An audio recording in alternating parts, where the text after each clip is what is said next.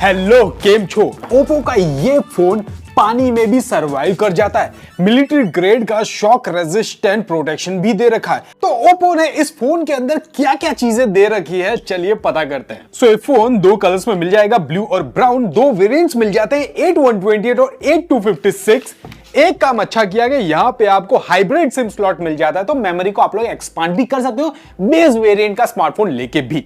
LPDDR4X का RAM और UFS 2.2 की इंटरनल स्टोरेज मिल जाती है। वैसे मानना पड़ेगा 5800 mAh की बड़ी बैटरी है, फिर भी फोन 194 ग्राम का ही है और काफी स्लिम भी है एट 7.76 mm। तो चलिए फटाफट से इस बॉक्स को अनबॉक्स कर लेते हैं। कुछ इंटरेस्टिंग चीजें इसके अंदर जो मैं आपको दिखाना चाहता हूं। वैसे यहाँ पे A5 Pro तो मिल ही जाता है, साथ में मैचिंग कलर का केस भी दे रखा है, 45 वॉट का चार्जर और टाइप सी केबल भी मिल जाती है। सो यहाँ पे आपको मेट डिजाइन मिल जाती है, तो फिंगरप्रिंट मैग्नेट वाला कोई भी इश्यू आपको फेस करने को नहीं मिलेगा। साथ में जो कैमरा पे गोल्डन टच दे रखा है ना, ये काफी प्रीमियम लुक देता है। इनफैक्ट बैक साइड पे जब आप हैंड मूव करते हो ना, तो यहाँ पे थोड़ा सा सॉफ्टनेस लगती है। वो जो नॉर्मल प्लास्टिक वाली फील होती है ना, वो डेफिनेटली यहाँ पे फील नहीं हो रही। सबसे मेन हाईलाइट इस स्मार्टफोन की यह है कि ओप्पो ने ए सीरीज के अंदर ड्यूरेबिलिटी पे फोकस करते हुए इस स्मार्टफोन के अंदर IP68 IP69 की वाटर रेटिंग दे रखी है। इसका मतलब ये कि ये स्मार्टफोन को आप लोग पानी में भी डुबा सकते हो और ये सर्वाइव कर जाता है। इस टाइप के और भी बहुत सारी टेस्टिंग हमने ऑलरेडी कर रखी है बहुत सारे स्मार्टफोन्स के अंदर। Generally IP68 IP69 water rated smartphones पानी के अंदर निकालने के बाद भी काफी लंबे टाइम तक हमने यूज किया है, सच प्रॉब्लम इश्यू फेस करने को नहीं मिला।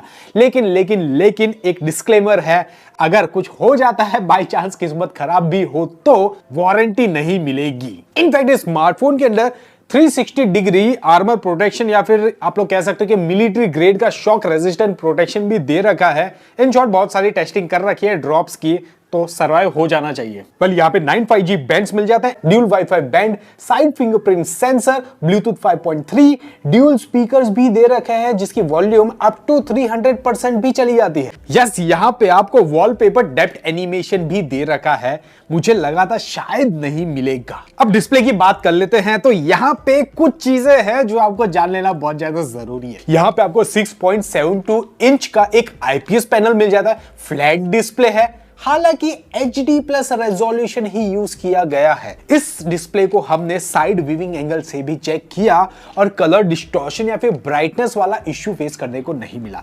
इन शॉर्ट डिस्प्ले की क्वालिटी अच्छी यूज की गई है, लेकिन ये एक HD+ रेजोल्यूशन के साथ में आता है। वेल यहाँ पे 120 हर्ट्ज का रिफ्रेश रेट दे रखा है और उससे भी अच्छा काम ये किया कि ऐप बेस्ड रिफ्रेश रेट का ऑप्शन भी मिल जाता है। इन शॉर्ट आप लोग एप्लीकेशन को चूज कर सकते हो 60 पे रखना है या फिर 120 हर्ट्ज पे रखना है, बैटरी थोड़ी सी बच जाएगी। यस, आउटडोर में भी आराम से यूज कर सकते हैं। 1000 निट्स की पीक ब्राइटनेस भी मिल जाती है। वैसे प्रोसेसर की बात करें तो यहाँ पे MediaTek Dimensity 6300 का प्रोसेसर डाला है ओप्पो ने, जिसका हमने AnTuTu स्कोर रन करके देखा तो करीबन 4,25,000 के आसपास में मिला। हमने BGMI रन करके देखी जहां पे हमें 40 FPS की गेमिंग मिली। गेमिंग एज सच आराम से चल रही थी। ऑब्वियसली बहुत सारे एनिमेशन वाले एरिया के अंदर आपको थोड़ा सा ड्रॉप देखने को मिलेगा, लेकिन ओवरऑल ये प्रोसेसर सफिशिएंट है इस टाइप की गेम प्ले को स्मूथ ग्राफिक्स पे रन करने के लिए। अच्छा, कैमरा डिपार्टमेंट की बात कर लेते हैं, क्योंकि ओप्पो अपने कैमरा डिपार्टमेंट पे भी जाना जाता है। ड्यूल कैमरा का सेटअप यूज करके रखा है। 50 मेगापिक्सल का मेन कैमरा है, ये थोड़ा सा वाइड एंगल है एट 75 डिग्री। इसके अलावा यहाँ पे आपको एक डेप्थ सेंसर भी मिल जाता है। सेल्फी में 8 मेगापिक्सल का सेल्फी कैमरा यूज किया गया है, ये भी थोड़ा सा वाइड एंगल है। इसके दोनों कैमरे यानी कि सेल्फी और रियर कैमरे से आप लोग 1080p में ही वीडियो रिकॉर्डिंग कर सकते हो। कैमरा की कहानी ये है कि इसका मेन कैमरा क्लियर और डिटेल वाली फोटोज क्लिक कर लेता है।